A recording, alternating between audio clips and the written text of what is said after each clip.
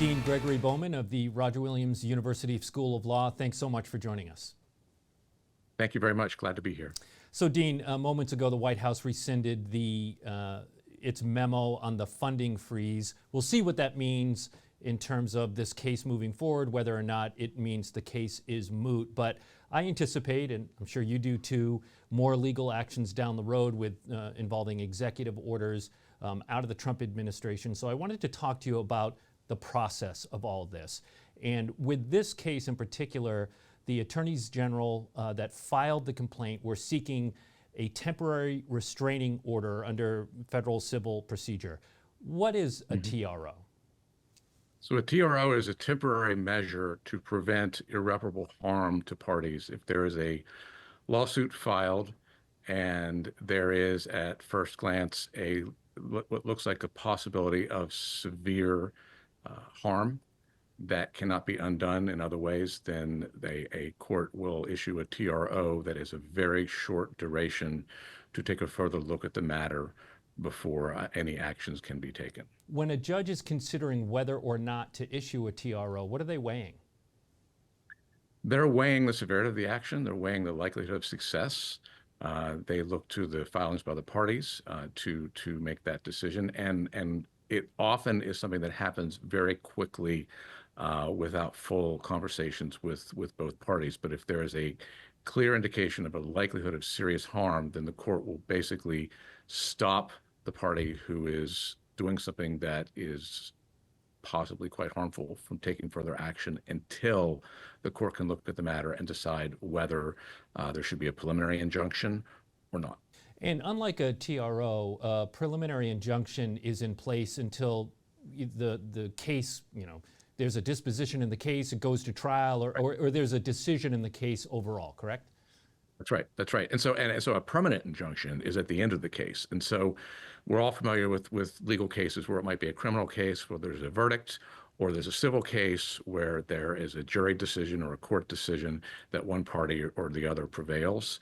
That's a legal decision and a legal remedy as to so-and-so has an obligation to pay the other party this much money. But in this case, it's equitable relief, which means the court has the power to order a party to stop doing something permanently so as to prevent the harm that, if they took that action, would cause irreparable harm to the other party. Dean, going back to the case at hand here, which is the fight over the funding freeze from the Trump administration, the original complaint that was filed in U.S. District Court in Rhode Island under jurisdiction and venue, it talked about the harm that would happen to the people of the Southern District of New York.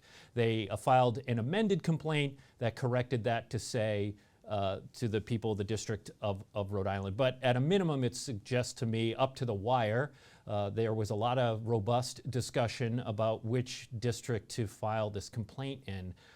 What do you think went behind the decision to file this complaint in Rhode Island rather than, say, Southern District of New York or D.C., where another version of this complaint was filed? You could file it essentially anywhere, California, right? Because the funding freeze affects all of the continental United States.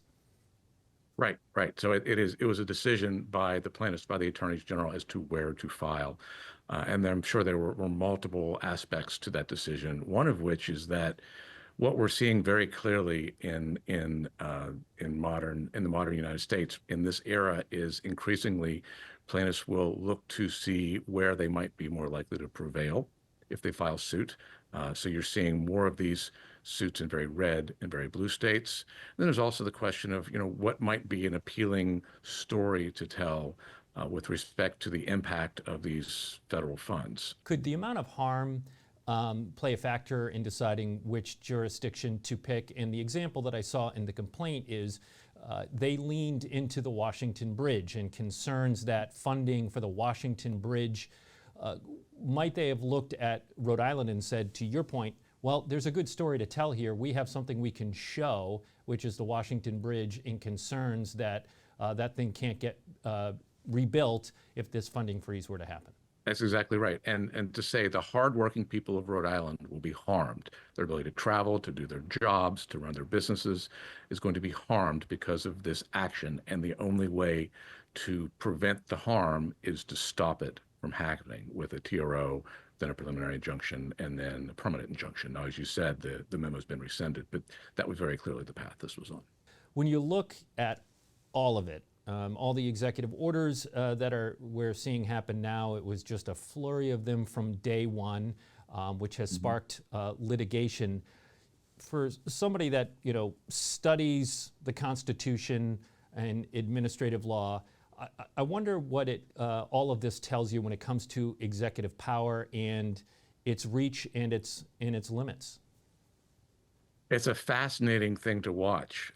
It's uncomfortable in many ways, but the Constitution talks about three powers: the executive power and the legislative power and the judicial power, and they're separate. So the legislature is not supposed to execute. The executive is not supposed to create laws. And what we're seeing over the course of the last several decades is a broad expansion of executive power.